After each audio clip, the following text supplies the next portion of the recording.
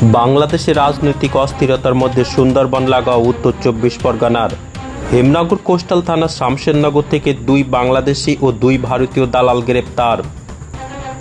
Police সূত্রে জানা যায়, উত্তর ২৪ পরগনা জেলার বসিরহাট মহকুমার হেমনগরের শামশেরনগরে পুলিশ টহল দেওয়ার সময় আজ ভোর রাতের দিকে পুলিশের নজরে আসে শামশেরনগরের ভারত বাংলাদেশ সীমান্তে ৪ ব্যক্তি সন্দেহজনকভাবে ঘোরাফেরা করছে।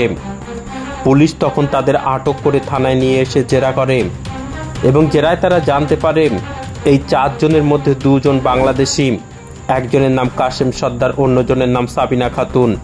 এদের ২ জনের বাড়ি বাংলাদেশের যশোর জেলায়। বাকি ২ জন ভারতীয় দালাল নাম শেখ আব্দুল কায়ুম ও রাজিবুল মোল্লা। এদের বাড়ি উত্তর ২৪ পরগনা জেলার বাদুড়িয়া থানার সরফরাজপুরে। অবৈধভাবে ভারতে ঢোকার অভিযোগে ২ বাংলাদেশি ও ২ ভারতীয়কে গ্রেপ্তার করেছে পুলিশ। ওই ২ বাংলাদেশিকে টাকার বিনিময়ে সীমান্ত পার করার চেষ্টার অভিযোগে অন্য ২ জনকেও গ্রেপ্তার করেছে পুলিশ।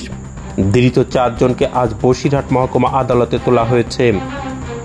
এমএস নিউজ বাংলা চ্যানেলের পরবর্তী খবর সবার আগে পেতে ইউটিউবে চ্যানেলটি সাবস্ক্রাইব করুন, ফেসবুক পেজ ফলো করুন, ফলো বাটন ক্লিক করুন, সেই সঙ্গে খবরটি ফেসবুকে প্রচুর পরিমাণে শেয়ার করুন।